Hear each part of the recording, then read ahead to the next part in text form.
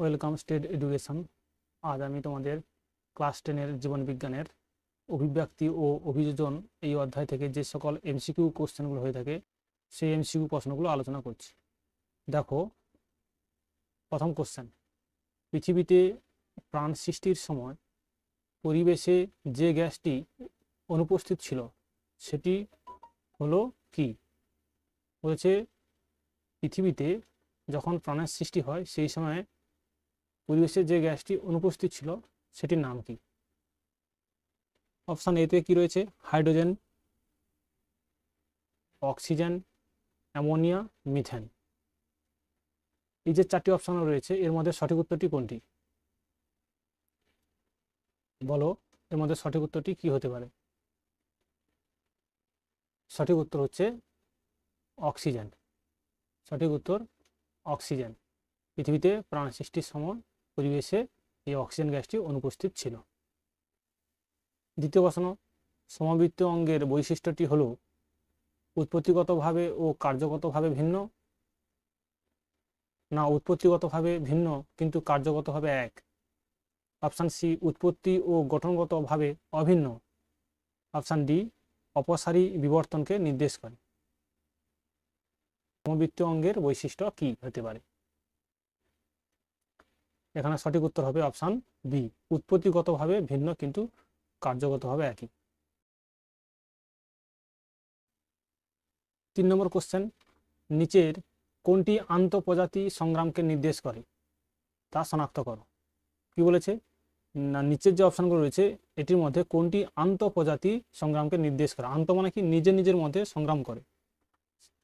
সেটা কোনটা হতে হবে? মশার লার্ভা খাওয়ার জন্য গাপ্পি মাছের যে সংগ্রাম ঘটে সেটা কি আন্তঃপ্রজাতির সংগ্রাম, না ইঁদুর ধরে খাওয়ার জন্য সাপ ও পেঁচার মধ্যে যে সংগ্রাম ঘটে সেটা আন্তঃপ্রজাতির সংগ্রাম?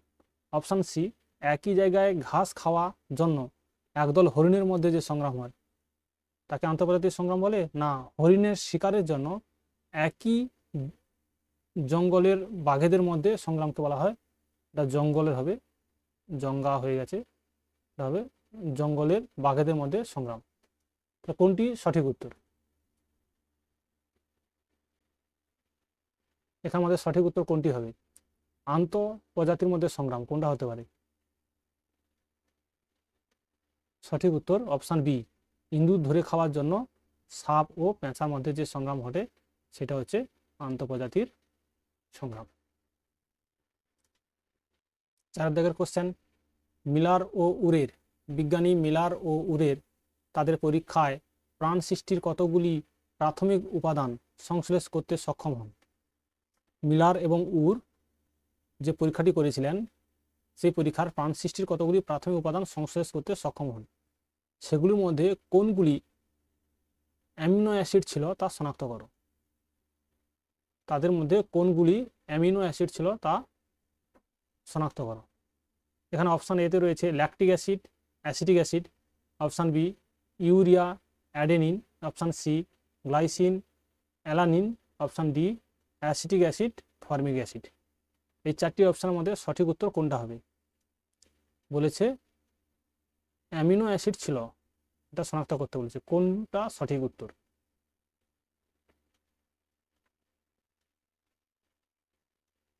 এখানে সঠিক উত্তর হবে অপশান এ, ল্যাকটিক অ্যাসিড এবং অ্যাসিটিক অ্যাসিড।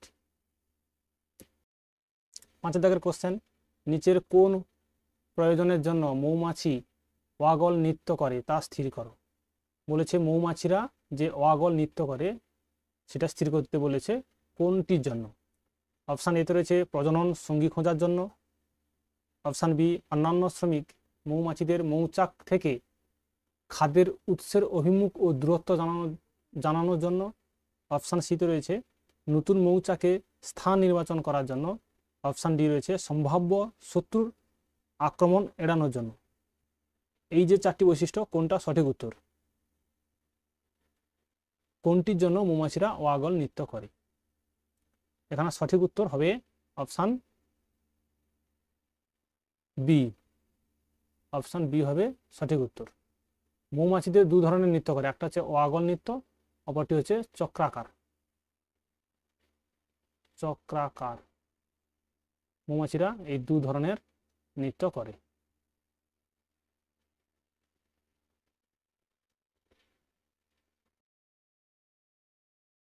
ছয় দাগের কোশ্চেন, যোগ্যতম উদ্বর্তন ধারণাটি প্রবর্তক হলেন কে? বিজ্ঞানী ল্যামার্ক না বিজ্ঞানী ডারউইন, বিজ্ঞানী বালবিরিয়ানি না অপশান ডি স্পেন্সার? যোগ্যতমের উদ্বর্তন ধারণাটা দিয়েছিল বিজ্ঞানী ডারউইন। বিজ্ঞানী ডারউইন যোগ্যতমের উদ্বর্তন এই ধারণাটি দিয়েছিল। এখানে তোমাদের কাছে একটা কোশ্চেন বলা থাকলো, তোমরা সবাই কমেন্টে বলবে ডারউইন আর কোন কোন ধারণা দিয়েছিল। ডারউইন ডারউইন আর কোন কোন ধারণা দিয়েছিলেন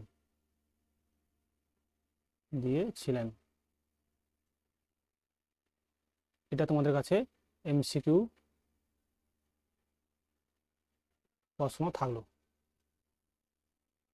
7 দাগের question, origin of species by means of natural selection গ্রন্থের রচয়িতা হলেন কে? বলেছে origin of species by means of natural selection এই গ্রন্থের প্রবক্তা কে বা রচয়িতা কে?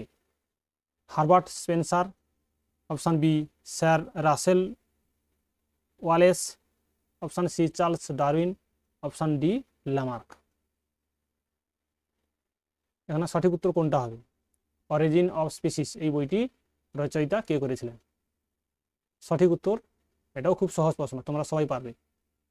বলো কোনটা হবে? সঠিক অ্যান্সারটা হবে option C Charles Darwin.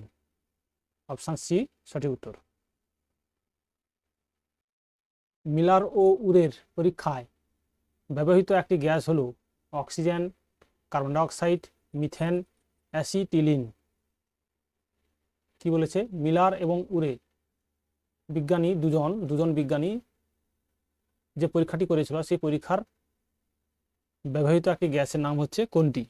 Option A oxygen, option B carbon dioxide, option C methane না অপশান ডি অ্যাসিটিলিন?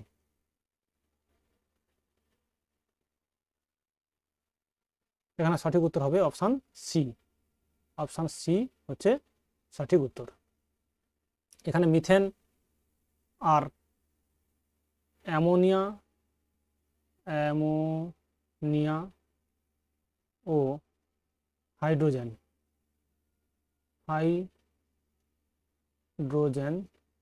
এই গ্যাসগুলো নিয়েছিল বিজ্ঞানী মিলার ও উরের।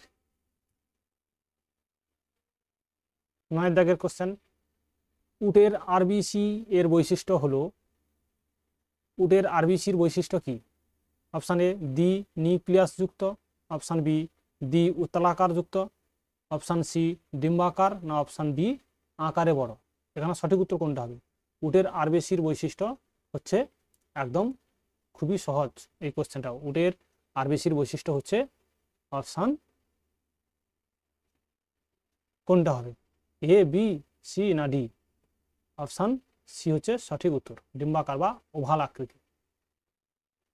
10 দাগের কোশ্চেন, নিচের কোন গ্যাসটি আদি পৃথিবীতে ছিল না?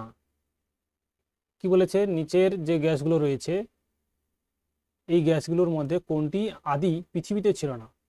মুক্ত অক্সিজেন, নাইট্রোজেন, কার্বন ডাইঅক্সাইড না কোনোটি নয়?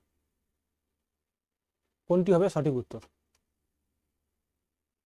আদি পৃথিবীতে ছিল না, সঠিক উত্তর অপশান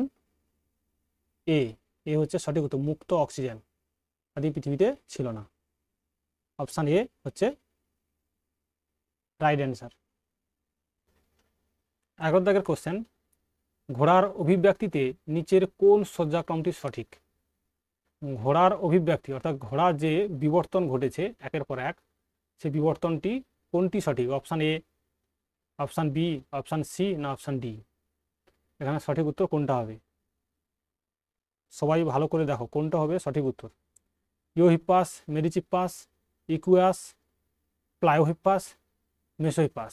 অপশান বিতে রয়েছে ইকুয়াস, প্লায়োহিপাস, মেরিচিপাস, মেসোহিপাস, ইওহিপাস। অপশান সিতে রয়েছে মেরিচিপাস, মেসোহিপাস, ইওহিপাস, ইকুয়াস, প্লায়োহিপাস। এবং অপশান ডিতে রয়েছে ইওহিপাস, মেসোহিপাস, মেরিচিপাস, প্লায়োহিপাস, ইকুয়াস। এই চারটির মধ্যে সঠিক উত্তর কোনটা? অপশান এ হবে, না অপশান বি হবে, না অপশান সি হবে, না অপশান ডি হবে? এখানে সঠিক উত্তর হবে অপশান ডি। ডি হবে এখানে সঠিক উত্তর।